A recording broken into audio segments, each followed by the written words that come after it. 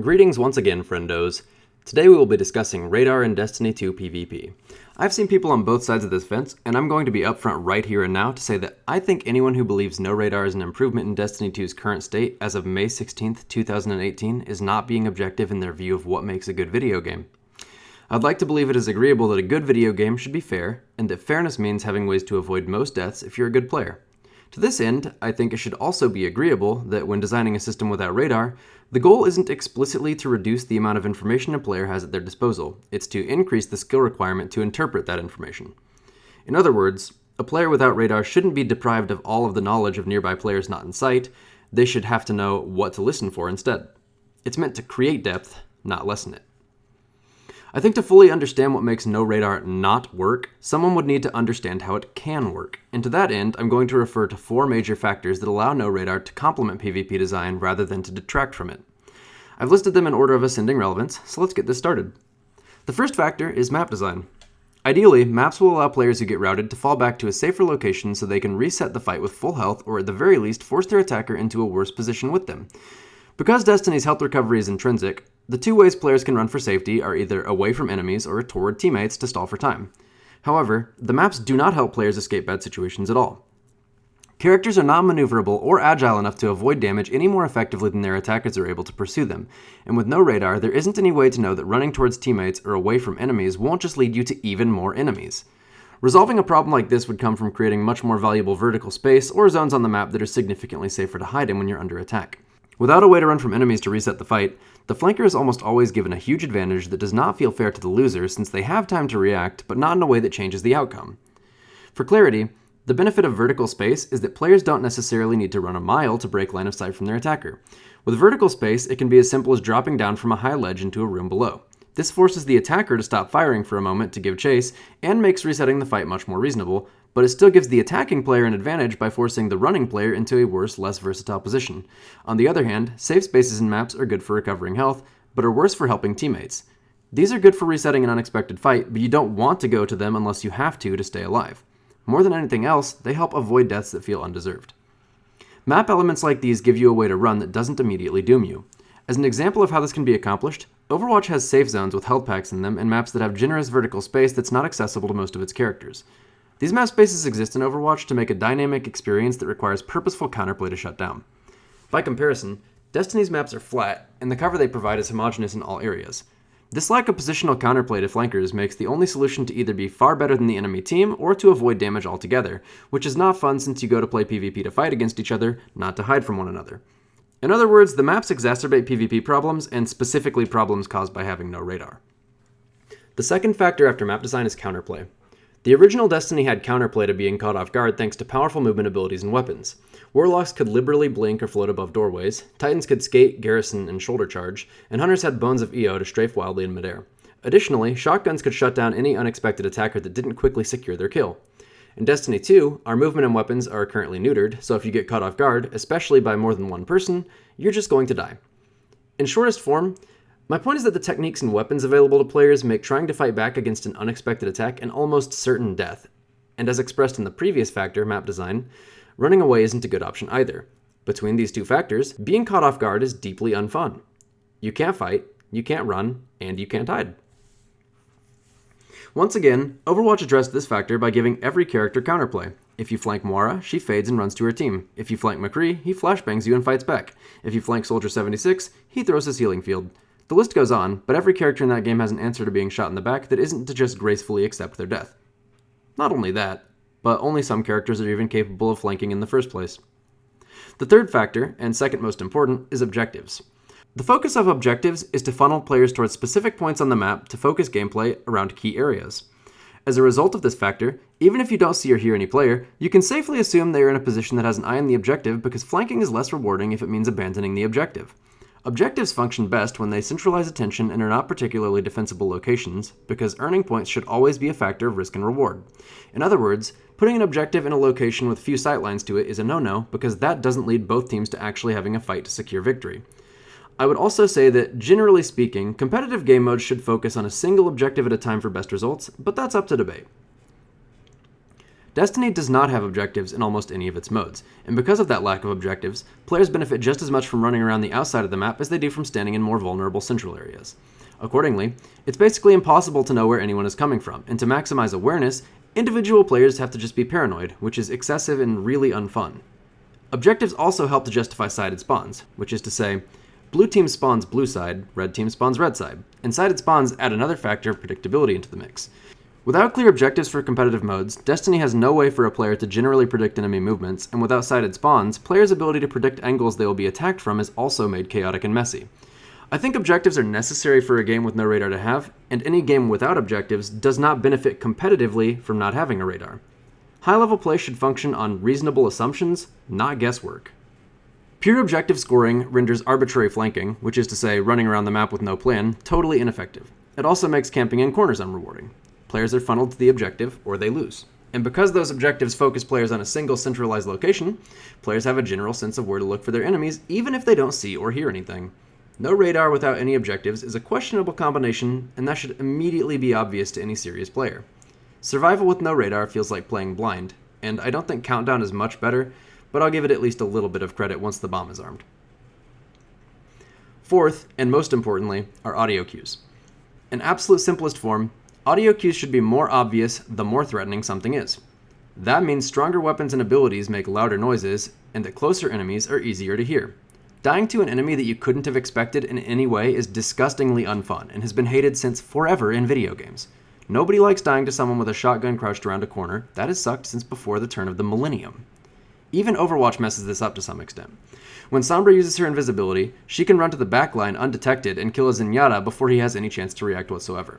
These are the most unfun, unfair feeling ways to die in the game, because they are, for all intents and purposes, unavoidable. Death in video games is not fun, but unavoidable death in video games is so unfun it makes me want to stop playing.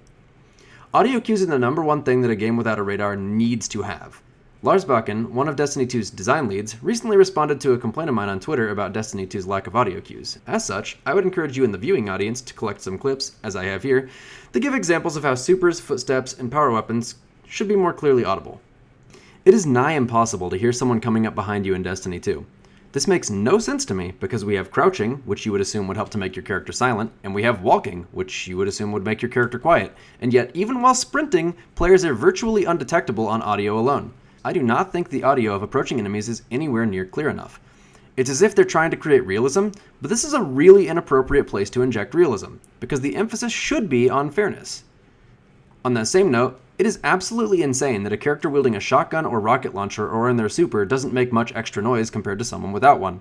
The bright light at the front of weapons helps to differentiate which power weapon a player has visually, but without radar, the visual cue doesn't help us at all.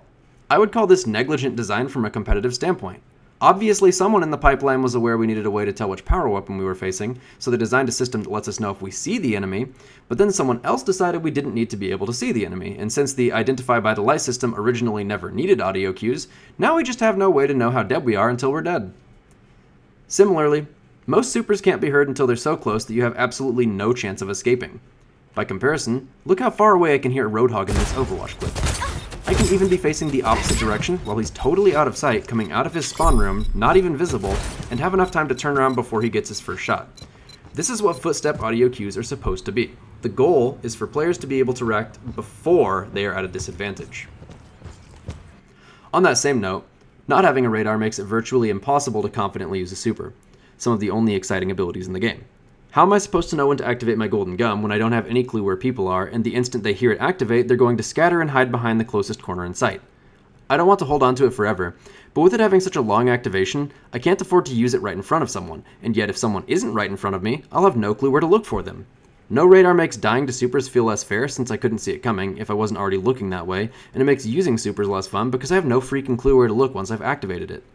Removing radar while audio cues aren't prominent just feels like a mess designed to hamstring the awareness of good players so lesser skilled players can get a few punches in.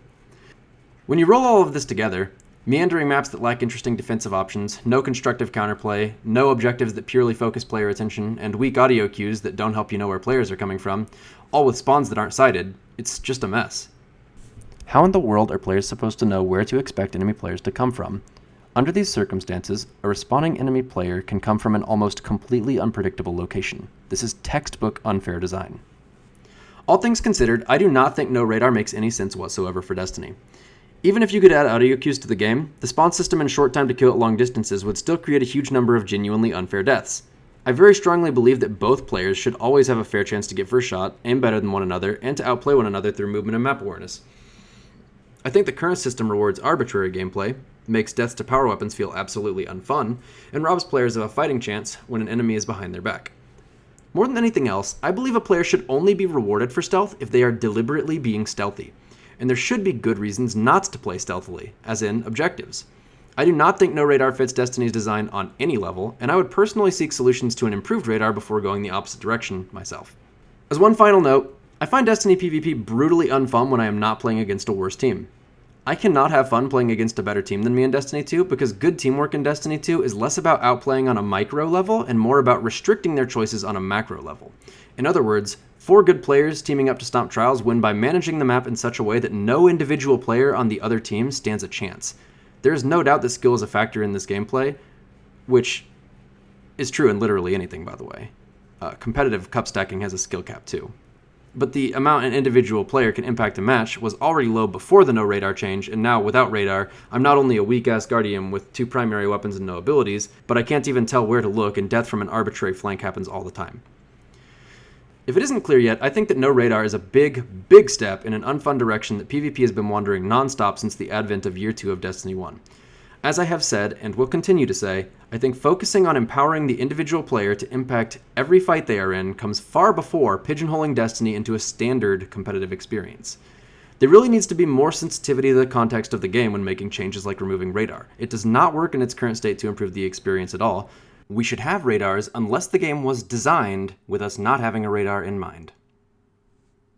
Not to mention something I've managed to avoid in this video up until now, but one of the loudest audio cues currently in the game is double jumping, which is literally what makes Destiny Destiny. The audio from double jumping discourages us from using the most basic form of our space magic in PvP because it gives away our position. This is actually the single most illustrative argument for why Destiny should have a radar. With no radar, the abilities that make Destiny Destiny suddenly have glaring downsides. I should never have to worry if it's a safe time to use my double jump because it isn't even designed to be useful in the middle of a fight. At the same time, it wouldn't make sense for it to not have an audio cue because then you wouldn't know where I am. So the solution, in my opinion, is to have a radar. No radar is totally counterintuitive for Destiny's design. Please stop trying to make Destiny something it isn't. Hope you enjoyed. Thanks for watching. Also follow my Twitch.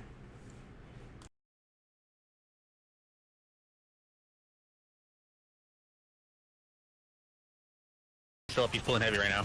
Enjoy the week. I just pulled it. What a beast. Can't wait to die. Stay away from me. That guy died so, like, what was he supposed to do? There was nothing he could have done about that. He fucking rounded it. There was nothing. Okay. At least you got the kill. But, like, that guy up there, he could not have possibly known 3 of us were just watching that angle. Like, fuck him, right? There are 2 flag. He's one shot inside. Oh shit. I was about Nova. I thought he was gonna keep going forward.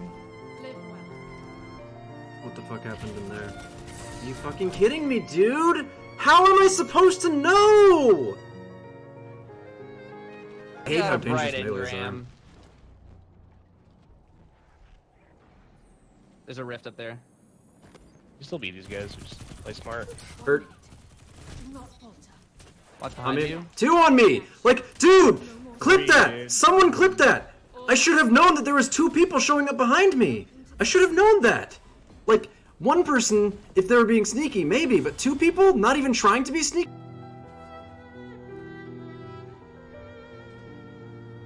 Oh my god, he's weak. He's weak.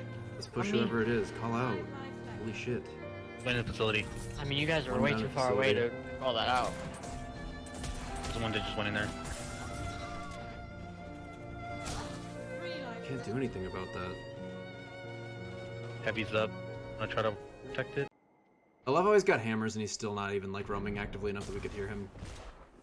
He's right there. Oh, he ran in the middle. Nice. I hate that. That's how we play that. I mean, mid, super weak. Turn around, On my play. ass, dude! He's one. On my ass! What the fuck? Someone please clip this shit!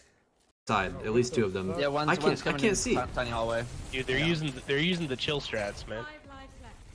They're like, nah, we're just chilling. There's a guy here, close, on this rock. Two people. Slayer, 2 people there. I hear you, I'm trying to... Get your crowd shot out of here, bruh. That's so annoying. How was I supposed to know? That was funny from my view, at least. I'd be singing a different tune if I was winning. No, I don't. I don't know if you've noticed, but every time I get a kill on someone that's unaware, I make a completely sarcastic remark about how I outskilled them. Basically saying that this game does not have a skill cap at all, and it's fucking lame. And I say that whether I'm winning or losing. And now I'm dead, because there are 3 of them here. There's quite a few of them weak there. They used a barricade, bro. It's a good thing I was aware that that person was right behind me, thanks to the very clear audio cue of his footsteps.